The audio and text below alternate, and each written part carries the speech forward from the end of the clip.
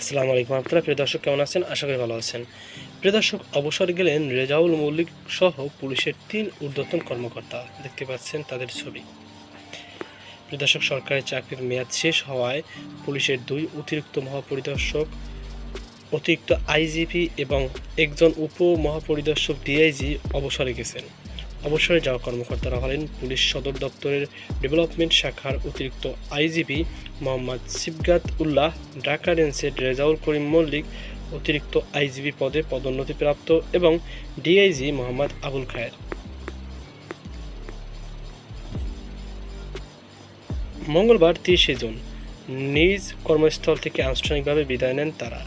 অবসরে যাওয়া অতিরিক্ত আইজিপি সিরগত উল্লাহ ডেভেলপমেন্ট শাখার আগে পুলিশের অপরাধ তদন্ত বিভাগের সিআইডি প্রধান ছিলেন। চলতি মাসের ৪ জুন রেজাউল করিম মল্লিক অতিরিক্ত আইজিপি পদে পদোন্নতি পান। সে সময় তিনি ঢাকা রেঞ্জের ডিআইজির দায়িত্ব ছিলেন। একই পদ থেকে তাকে অবসরে যেতে হলো। গত ২৮শে জুন পুলিশের ৪ অতিরিক্ত আইজিপিকে বিভিন্ন দপ্তরে পদায়ন করা হলেও রেজাউল করিম মল্লিককে কোথাও পদায়ন করা হয়নি। পুলিশের এই কর্মকর্তা ঢাকা রেঞ্জের ডিআইজি হওয়ার আগে ঢাকা মহানগর গোয়েন্দা পুলিশ ডিবির প্রধান ছিলেন।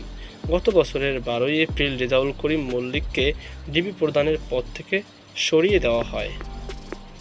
সূত্র জানায়, ৫ই আগস্ট পরবর্তী সময়ে ডিএমপির গোয়েন্দা বিভাগের দায়িত্ব পালনের সময় রেজাউল করিম মল্লিক রাজধানীর আইনশৃঙ্খলা পরিস্থিতি স্বাভাবিক রাখা এবং কার্যক্রম নিষিদ্ধ আওয়ামী লীগ সরকারের সাবেক এমপি, মন্ত্রী, আমলা ও দলীয় নেতাকর্মীদের গ্রেপ্তারের ভূমিকা রাখেন।